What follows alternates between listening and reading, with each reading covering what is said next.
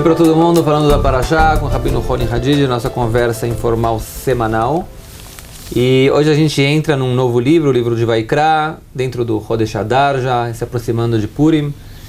E o Chodesh, a Parashá de Vaikra é a Parashá dos Korbanot. Depois da construção do tabernáculo, no livro anterior, no livro de Shmot, a gente começa agora então os sacrifícios.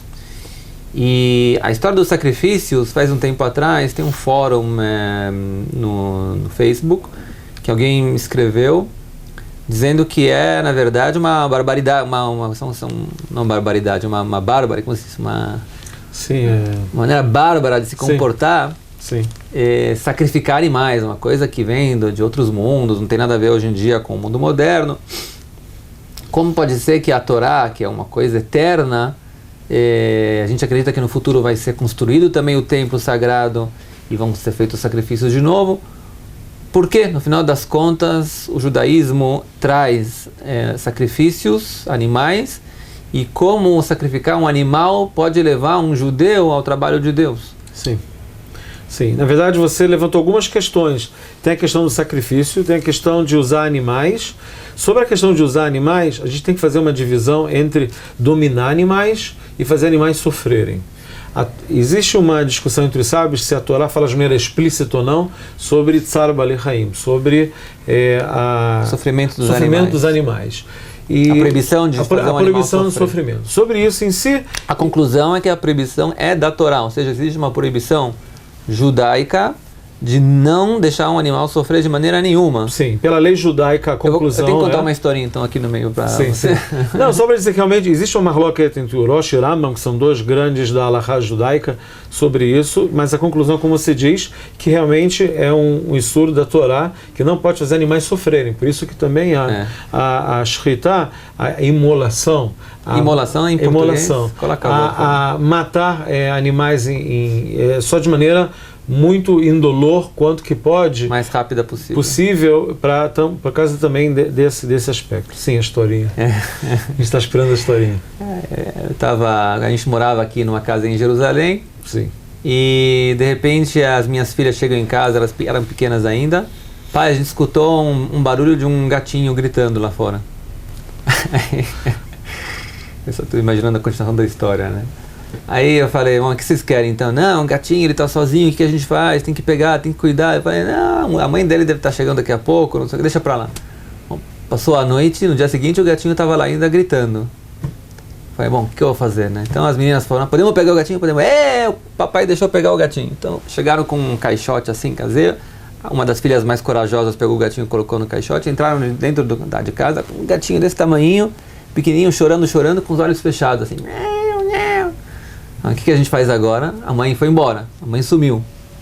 Falei, bom, tem que tratar do gatinho agora. E até ele crescer, ou trazer para alguma instituição, dar para alguém, sei lá o que eu vou fazer com ele, né?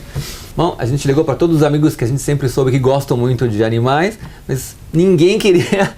É um gatinho, né? Quantos anos ele tem? Não, ele deve estar com os olhos fechados, quer dizer, deve ser bem jovem ainda, né? Acabou de nascer, não sei. Não. Quando ele crescer mais, você traz pra gente, mas mesmo as instituições também não queriam acertar a receber um gatinho tão pequeno. Então eu falei, bom, tem que tratar do gatinho então. Então eu falei, vou entrar na internet e procurar como se trata de um gato recém-nascido. Você não tem ideia do que tem que... É que nem uma criança, é que nem um neném.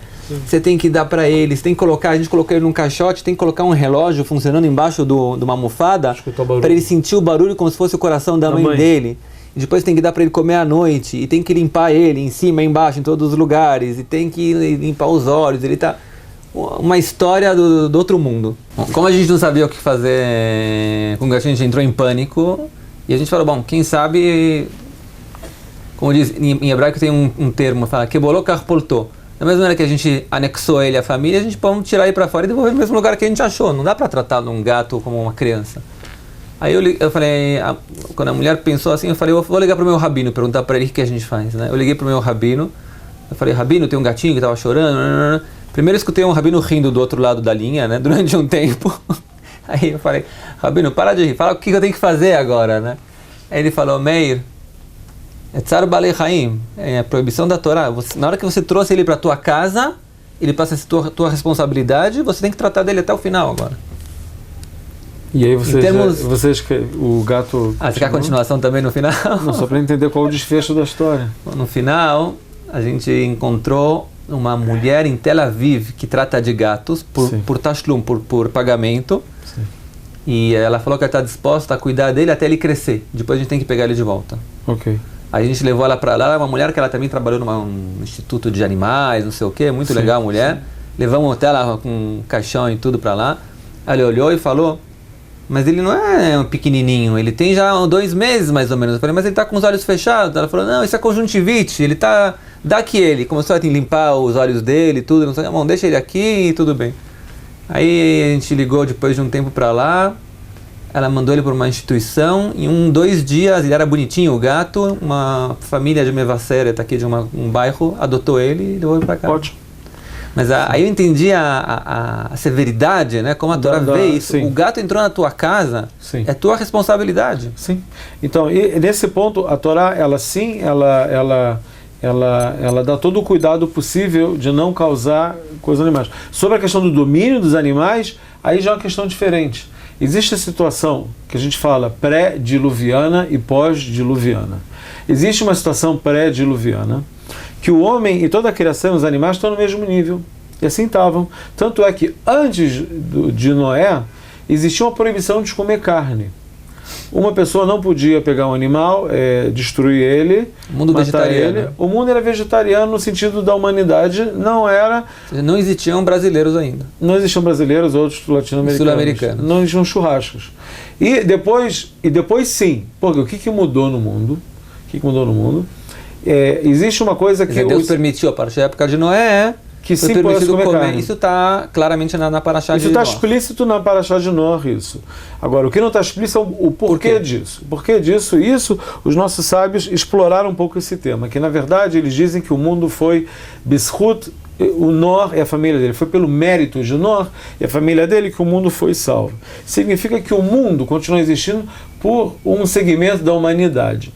Significa que o mundo agora todo, ele está subordinado ao homem, de certa maneira. Quer dizer, que é como se dizer que a criação, no momento dela ser criada, ela tem um mérito por si própria, e depois não tem mais esse mérito por si própria, ela está para ser algo em introdução ao homem, é um instrumento para o homem. É claro que a gente fala com muitas coisas que na era messiânica não vai ser assim, que de novo o mundo vai ter um valor por si só, mas agora ele é para o homem. Ele é para o homem. Tanto é que essa questão... Mas na criação do mundo também está escrito que Deus criou o mundo todo para o homem, não? Isso de maneira ética, é claro. Agora, isso aí é ambivalente também, porque por um lado dizem que, como a gente já falou também, que o homem foi a última coisa criada, então, olha, primeiro o homem, Deus botou toda... a gente falou sobre isso, colocou a mesa... Colocou a mesa e o homem... Agora, o Ramim fala também o outro lado da moeda, fala, imagina, até um mosquito foi criado antes que você. Qualquer um outro animal foi criado antes que você. Você foi a última coisa que foi criada. Então, esse negócio que foi a última coisa, pode ser a coisa ultimativa, ou pode ser uma coisa que não tem primazia. Os sábios trazem o outro lado da história. Falam, o mosquito foi criado antes que você, uma mosca foi criada antes que você. Depende do seu nível também. Sim, tudo bem. Se você se comporta como um mosquito ou como um homem. Ou pior que o mosquito. O mosquito não vai fazer talvez coisas que um homem vai fazer. Depende do mosquito. De qualquer modo, então tem esse lado ambivalente. Então significa que a gente tem que pensar também nisso, que isso é uma mensagem para a gente, o que a gente faz no mundo. Se os animais estão subordinados para a gente, é porque a gente também está subordinado a Kadosh Baruch Hu. Existe essa subordinação, não é à toa, ela vem junto com uma responsabilidade. A gente tem uma responsabilidade em relação ao mundo, igual que o Juhu fala, que vocês têm que guardar o jardim do Éden, vocês têm que manter, vocês têm que manter ele, e vocês têm que fazer as coisas. Então, em relação ao mundo também. Então, os animais, de certa maneira, estão subordinados ao homem nessa etapa que a gente está, mas não quer dizer que você pode fazer eles sofrerem. A gente não vai chegar hoje no assunto de por que tem sacrifício, a gente pode falar isso em outra, a gente tem todo o Sefer Vaikra para falar talvez sobre... Tem que acrescentar aqui, talvez, então, nesse ponto, talvez mais um ponto que é importante, que é o famoso Mamara Tzimchonut, do Rav Kook, que acrescenta isso, esse mesmo tema que foi levantado. Ele diz que a diferença seria a seguinte: antes do pecado de Noah, o mundo estava em um nível muito alto, e as diferenças entre um homem e um animal estavam claras. Sim. Depois do pecado, que todo mundo pecou, o mundo baixou num nível tal que não estava mais claro quais são os direitos a mais do homem sobre o animal. E seriam direitos que nem hoje em dia, por exemplo, né? Ou a gente chegou a ver que pessoas podem estar muito preocupadas com o seu cachorro, se ele vai comer ou não, e não está nem aí com aquela velhinha coitada que está agora pedindo tzedakah, pedindo dinheiro fora fora de casa, não tá nem aí.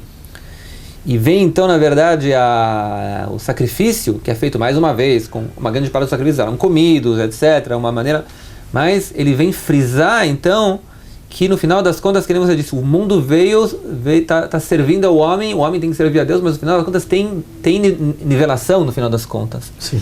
Existe oposição e cada um tem o seu tafki, tem a sua tarefa. Você não pode falar que um animal, que nem a gente falou, um mosquito ou um homem são a mesma coisa, cada um tem a sua posição. Para frisar isso, foi ordenado, então, foi dito para Noé que ele pode a partir de agora comer animais, frisando então para o homem entender que você e um animal não são a mesma coisa. E no Sumamara, que você falou do Rav Kook, ele estende mais, frisando como também... Tratado do vegetarianismo. O Tratado do Vegetarianismo, e ele fala que porque o motivo que foi nessa de Noé foi falado que é proibido assassinar outra pessoa. Porque na hora que você pode cortar a carne, eu posso cortar qualquer carne, eu posso cortar talvez de outro ser humano também. Eu posso, igual um animal, um ser humano eu também posso matar. Então, por isso foi frisado exatamente essa divisão que em Noé foi falado, que são 7 leis também dos filhos de Noé, que o homicídio, o assassinato, que um animal, em certos casos, de certa maneira, você pode chegar a matar, mas não um homem, isso está fora do limite do que a gente pode fazer. E o Mamar também estende um pouco sobre o futuro, que a gente não sabe o que vai acontecer no futuro. Existem algumas tradições sobre Korbanot. Existe a tradição que fala que Korbanot vão ser como antigamente animais também. Existe uma que não, que todos os Korbanot no futuro vão ser de minha, vão ser de base vegetais. E tem outra que fala que no início vão ser de carne e depois elas vão passar a ser vegetarianas. E isso também tem um motivo que a gente pode falar na continuação, porque qual é o motivo de cada um e qual é a questão dos sacrifícios quando a gente for explorar o tema Bezrat Hashem. E para completar, só talvez tem que lembrar a história famosa do Rabi Yehuda Nassi, se não me engano, que foi que ele estava uma vez no Bet HaMikdash e um cabritinho fugiu, estava tentando escapar, né, do sacrifício, coitado, e se escondeu atrás das pernas dele, tentando se esconder. E o Rabi Yehuda Nassi falou para ele: Lech ki lekach notzarta, vai, para isso você foi criado, né? É para isso que Deus te criou. E como se fosse sair uma voz do céu e falou: tá bom, ele foi criado para isso, mas cadê a tua benevolência, a tua rachamim, a tua piedade? E ele começou a sofrer de uma dor de dente terrível desde aquele dia, até que depois de um bom tempo que ele estava sofrendo com isso, quando ele estava em casa, acho que a empregada estava limpando a casa, e encontrou ratos que ela queria tirar de casa. Então ele falou: não, deixa, coitados, o Teilim, os salmos dizem que Deus tem misericórdia para todo mundo. Naquele momento parou as dores dele, como quem dizendo: talvez existe uma necessidade celestial de às vezes fazer sacrifícios sem dores, como a gente apresentou, mas é óbvio que isso não tem que apagar a misericórdia de uma pessoa para qualquer ser vivo, que nem a gente ensinou, que é assim que a Torá ensina pra gente. Então talvez a gente abrange um pouco mais esse tema na próxima vez, talvez, que é a continuação dos Korbanot na próxima parashá. Por enquanto, no tempo que a gente tem, a gente deseja para todo mundo um Shabbat Shalom, com muita paz, misericórdia e alegria. Por isso mesmo.